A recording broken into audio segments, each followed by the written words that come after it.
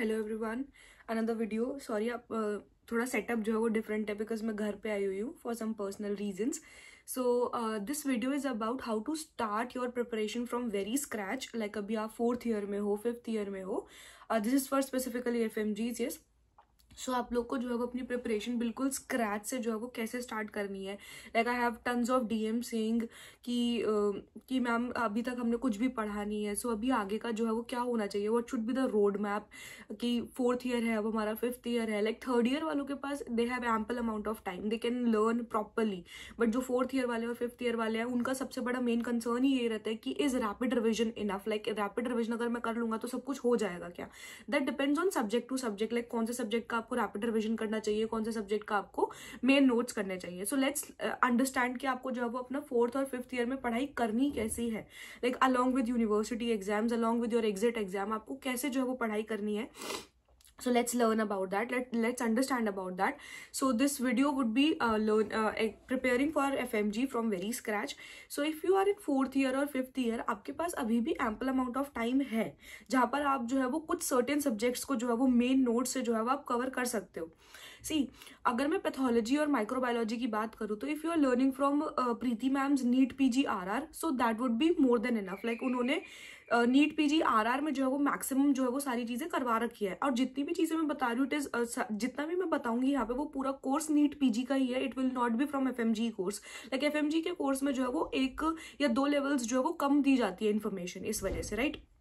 सो यहाँ पे क्या है, अगर आप pathology and microbiology NEET PG RR से कर लोगे तो हो जाएगा आपका। लाइक मैं ऐसे नहीं कहूंगी कि आप मेन नोट्स एक बार उठाओ। अगर आप फर्स्ट टाइम भी पढ़ रहे हो, सो आई वुड सजेस्ट कि माइक्रोबायोलॉजी तो आप RR से कर लो, नीट PG RR से। और पैथोलॉजी को जो है वो थोड़ा सा आपको देना पड़ेगा टू अंडरस्टैंड की what is pathology about, right. तो वो चीज आप जो है वो नीट PG RR से कर सकते हो। बट मेडिसिन हो गया, OBG हो गया, लाइक मेडिसिन तो आपको एक बार मेन नोट से करनी ही करनी पड़ेगी, क्योंकि फिर आपको कुछ भी कॉन्सेप्ट ही समझ में नहीं आएंगे। अगर कॉन्सेप्ट समझ में नहीं आएंगे तो it will be like time wasting. Like मैंने पढ़ाई भी करी बट मेरे क्वेश्चंस नहीं निकल रहे, तो वो टाइम वेस्ट हो रहा है, वो तो कोई पॉइंट ही नहीं रह गया उस चीज का, राइट।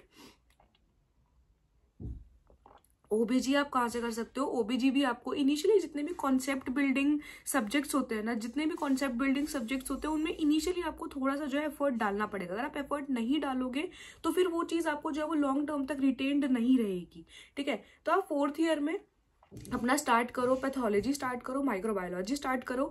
एनाटॉमी ऑफ कोर्स आप लोगों ने पढ़ रखी होगी, फिजियोलॉजी आप लोगों ने पढ़ रखी होगी। अगर आपने फिजियोलॉजी नहीं पढ़ी है तो that will require main notes from you, right. Anatomy के लिए मेन नोट्स करने की जरूरत नहीं है। Anatomy can be done on PYT basis. Like मैं हमेशा बोलती हूँ, अगर आप एग्जाम के लिए एनाटॉमी पढ़ रहे हो तो try and learn on PYT basis, right. बाकी उसके बाद आ जाता है फिजियोलॉजी। फिजियोलॉजी का आपको मेन नोट्स करना ही करना पड़ेगा। फिर आता है आपका माइक्रोबायोलॉजी प्लस पैथोलॉजी, आप जो है वो नीट PG RR से कर सकते हो। उसके बाद जो है क्या नाम लेते हैं आप उसके PSM हो गया। PSM, अब बहुत लोग ये पूछते हैं कि PSM जो है वो कैसे करना है। लाइक PSM हम बार बार भूल जाते हैं। अगर आप कोई चीज बार बार भूल जाते हो तो उसको आपको बार बार करना पड़ेगा, सिंपल। अगर आप एक चीज है, लाइक मैंने PSM करी थी नेहा मैम से, तो मेरे को तो ऐसा है कि PSM अगर मैं अभी भी कोई क्वेश्चन देखूंगी, not talking about updates, but जो मैंने पढ़ रखा है, I can solve the question. तो मतलब इसमें मेरी मेहनत नहीं है, इसमें नेहा मैम की मेहनत है। उन्होंने मेरे को पढ़ाया ही ऐसा है, वो पढ़ाते ही ऐसा है कि कभी भी कोई बंदा कुछ भूलता ही नहीं है। सो नेहा मैम से मैंने PSM किया था। It was best best best decision of my life. Like उनसे आप कॉन्सेप्ट समझो, ट्रू नेगेटिव, ट्रू पॉजिटिव्स, इन सब चीजों को समझना स्टार्ट करो। सो PSM आपको इनिशियली 4th ईयर में यार मेन नोट से करने की कोशिश करना, और अगर आपकी बच जाती है लास्ट तक आते हुए भी, then switch on through the rapid revision, but Neha ma'am से ही। एक ही टीचर अपना कांस्टेंट रखना, राइट। अब मेडिसिन हो गया, OBG हो गया, ये आपको कंप्लीट फुल मेन नोट से ही करना पड़ेगा, क्योंकि आपका कॉन्सेप्ट नहीं बनेगा तो क्वेश्चन सॉल्व नहीं होंगे। ENT जो है वो आप मेन नोट से कर लो, इनिशियली मेन नोट से कर लो, क्योंकि अब ENT के क्वेश्चंस काफी ज्यादा अच्छा आने लगा है। ENT और ऑफ्थेल्मोलॉजी तो बहुत ही अनप्रेडिक्टेबल सब्जेक्ट है, सो प्लीज आप उसको भी मेन नोट से ही करना, राइट। यहाँ पे आपका जो है 4th ईयर में गोल होना चाहिए एटलीस्ट कुछ नहीं करते हो तो 5-6 सब्जेक्ट्स खत्म होने ही होने चाहिए। एंड देन 5th ईयर के अंदर भी आपके 5 या 6 सब्जेक्ट्स खत्म होने चाहिए। अब वो आप डिसाइड करोगे कि आपके यूनिवर्सिटी एग्जाम्स कैसे चल रहे हैं। अगर बहुत हेक्टिक है तो थोड़े छोटे सब्जेक्ट्स आप पहले उठा लो, अगर बहुत इजी सब्जेक्ट चल रहा है यूनिवर्सिटी में तो मेडिसिन उठा लो। ये अब आपको जो है वो मॉड्यूलेट करना पड़ेगा टू एंड फ्रो करके। लाइक अगर मेरा हॉस्पिटल में बहुत ज्यादा मेरी हैवी ड्यूटीज चल रही है फिलहाल, तो मैं शॉर्टर सब्जेक्ट्स कंप्लीट कर लूंगा। शॉर्टर सब्जेक्ट्स में मैं हमेशा बोलती हूँ वो 5 सब्जेक्ट्स प्लस एफएमटी। एफएमटी को आप ये मत समझो यार बहुत स्कोरिंग सब्जेक्ट है, बहुत ही ज्यादा स्कोरिंग है। सो ये अब आपको जो है वो खुद से मॉड्यूलेट करना पड़ेगा। 5th ईयर में हो, 4th ईयर में हो, तो आप अपना स्टार्ट करो, पैथोलॉजी करो, माइक्रोबायोलॉजी करो, एफएमटी कंप्लीट कर दो, शॉर्टर सब्जेक्ट्स कंप्लीट कर दो, और साथ में मेडिसिन को ऐसे चला लो कि मैं डेली 1 घंटा 2 घंटा मेडिसिन को दूंगा। अगर आप डेली 1-2 घंटा मेडिसिन को दोगे तो वो कॉन्सेप्ट बिल्डिंग में भी आपको हेल्प करेगा। 5th ईयर में आप 4th ईयर में 1 या 2 बड़ा सब्जेक्ट लेके बाकी के छोटे सब्जेक्ट्स कर लो, एंड 5th ईयर में भी शॉर्ट सब्जेक्ट्स की फिर रिवीजन कर लेना, प्लस बड़े वाले सब्जेक्ट्स को जो है वो आप लर्न कर लेना, जैसे कि सर्जरी हो गया, जैसे कि ओबीजी हो गया, ये आप 5th ईयर में रख लो। 4th ईयर में आप मेडिसिन रख लो, क्योंकि आप इनिशियली जब पैथोलॉजी पढ़ना स्टार्ट करोगे तो पैथोलॉजी के बाद मेडिसिन करना भी बहुत आसान हो जाएगा। And yes, I would highly say that कि rapid revision is not enough. आपको रैपिड रिविजन तब तक समझ में नहीं आएगा जब तक आप मेन नोट्स नहीं करोगे। जब हम मेन नोट्स कर लेते हैं, जब हम वाइडर पिक्चर जब हम देख लेते हैं, तो हमें स्मॉलर पिक्चर समझने में फिर आसानी होती है। अगर अब मैं स्टार्टिंग से ही रैपिड रिवीजन उठा के बैठ जाऊंगी तो मेरे को कुछ भी समझ में नहीं आएगा। लेकिन मैंने बहुत सारे लोगों को देखा है कि मैम हमने ना मेडिसिन का रैपिड रिवीजन करा है बट क्वेश्चंस नहीं निकल रहे, तो फायदा क्या हुआ? आपने अपना टाइम वेस्ट कर दिया रैपिड रिवीजन करने में। ठीक है, मेरे को भी पता है मेन नोट्स करने में थोड़ा सा टाइम लग जाता है, बट एटलीस्ट क्वेश्चंस तो सॉल्व हो जाते ना। तो आपका 4th ईयर का मैप होना चाहिए 5 shorter subjects plus FMT plus medicine. Medicine में आप जो है वो साथ साथ 2 घंटा दे दिया, किसी दिन 3 घंटा दे दिया मेडिसिन को, किसी दिन 1 घंटा दे दिया। सो ये आप मॉड्यूलेट करते करते पढ़ते रहो। एंड 5th ईयर में आपकी surgery with PSM and ओबीजी।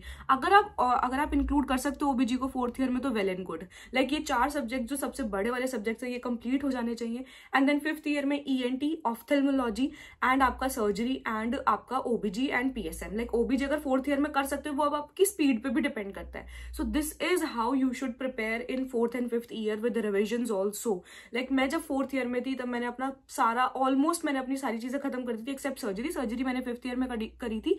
And साथ साथ में जो है वो मैं 4th ईयर का जितना भी मेरा कंप्लीट हो गया था उसकी रिविजन जरूर करती थी। लाइक रिविजन में कैसे करती थी, कभी कभी नोट से रिविजन करती थी, कभी कभी मैं क्वेश्चन सॉल्व करके रिविजन करती थी, कभी कभी मैं मैराथन देख के रिविजन करती थी, कभी कभी मैं एक्टिव रिविजन भी करती थी। लाइक खुद से ही पढ़ के बोल के जो है वो मैं सारा लर्न कर रही हूँ।